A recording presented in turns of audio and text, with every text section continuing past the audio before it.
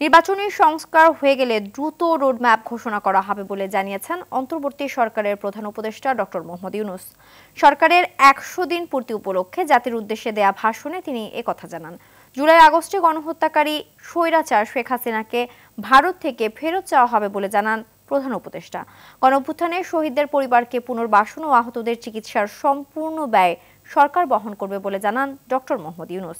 বিস্তারিত জানাচ্ছেন নাজিফ ফরাইজি। দেশকে এক হিংস্র স্বৈরাচারের হাত থেকে বাঁচিয়েছে। কৃতজ্ঞ চিত্তে স্মরণ করছি আপনাদের।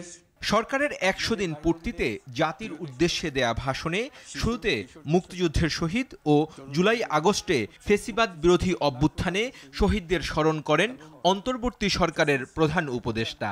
জানান, বিপ্লব চলাকালে ১৫০০ ছাত্র শ্রমিক জনতা শহীদ ও প্রায় ২০,০০০ আহত হয়েছেন। গণঅভ্যুত্থানে সকল শহীদদের পরিবারকে পুনর্বাসন করা হবে, একজনও বাদ যাবে না। সকল আহত শিক্ষার্থী শ্রমিক জনতার চিকিৎসার সম্পূর্ণ ব্যয় সরকার বহন করবে। আহতদের দীর্ঘমেয়াদী এবং ব্যয়বহুল চিকিৎসা এবং শহীদদের পরিবারের দেখাশোনার জন্য স্বাস্থ্য মন্ত্রণালয়ের নেতৃত্বে একটি পূর্ণাঙ্গ তালিকা প্রস্তুত করা হয়েছে।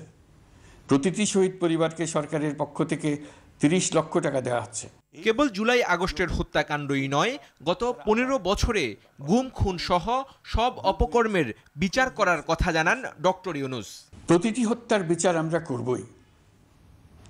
জুলাই আগস্ট হত্যাকাণ্ডের বিচারের যে উদ্যোগ আমরা নিয়েছি তার কাজও বেশ ভালোভাবে এগিয়ে যাচ্ছে। পতিত স্বৈরাচার শেখ হাসিনাকেও আমরা ভারতের কাছ থেকে ফেরত চাইব। কেবল জুলাই আগস্ট হত্যাকাণ্ডই নয়, আমরা গত ১৫ বছরে সব অপকর্মের বিচার করব। অভিযুক্ত যত শক্তিশালী হোক, যে বাহিনীরই হোক, তাকে ছাড় দেওয়ার কোনো সুযোগ নেই। ডিসেম্বর জানুয়ারির মধ্যে সংস্কার কমিশনগুলো সুপারিশমালা পেশ করতে পারবে জানিয়ে তিনি বলেন, সব রাজনৈতিক দলের ঐক্যমতের ভিত্তিতে সংস্কার চূড়ান্ত করা হবে। সংস্কারকে পাশ কাটিয়ে যাবেন না। নির্বাচনের কথা বলার সঙ্গে নির্বাচন ও অন্যান্য ক্ষেত্রে সংস্কারের কথাটিও বলুন। আপনারা সুযোগ দিলে প্রয়োজনীয় কিছু অত্যাবশ্যকীয় সংস্কার কাজ শেষ করেই আমরা আপনাদের কাঙ্ক্ষিত নির্বাচন আয়োজন করব। ততদিন পর্যন্ত আমি আপনাদের ধৈর্য ধারণ করার অনুরোধ করব।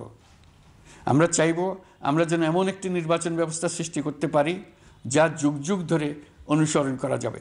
নির্বাচন আয়োজনের জন্য প্রয়োজনীয় পদক্ষেপ নেওয়া শুরু হয়েছে জানিয়ে প্রধান উপদেষ্টা বলেন, কয়েকদিনের মধ্যে নির্বাচন কমিশন গঠন করা হবে। নির্বাচনী সংস্কারের সিদ্ধান্ত হয়ে গেলে খুব দ্রুত আপনারা নির্বাচনের রোডম্যাপও পেয়ে যাবেন। নির্বাচনের ট্রেন যাত্রা শুরু করেছে, এটা আর থামবে না, কিন্তু যেতে যেতে আমাদের অনেকগুলো কাজ সেরে ফেলতে হবে। দ্রব্যমূল্য নিয়ে ডক্টর ইউনূস বলেন, মধ্যস্বত্বভোগীদের দৌরাত্ম্য কমিয়ে আনার চেষ্টা করা হচ্ছে। বন্যা পরবর্তী সময়ে বাজারে শাকসবজি সহ নিত্য প্রয়োজনীয় পণ্যের দাম বেড়েছে, ফলে আপনাদের কষ্ট হয়েছে। নিত্য পণ্যের দাম সহনীয় পর্যায়ে রাখতে আমরা যথাসাধ্য চেষ্টা করছি। দ্রব্যমূল্য নিয়ে আমাদের কোনো লুকোছাপা নেই। নাগরিক অধিকার সমূহ নিশ্চিত ও ভবিষ্যৎ চলার পথকে সহজ করতে সীমাবদ্ধতা সত্ত্বেও দেশের অর্থনৈতিক ভিত্তি মজবুত করার প্রত্যয় ব্যক্ত করেন নোবেল বিজয়ী ডক্টর মোহাম্মদ ইউনূস। তাদের সকল হীন প্রচেষ্টাকে আমাদের ঐক্যের মাধ্যমে নস্যাৎ করে দেন। নাজিব ফরাইজি, RTV, ঢাকা।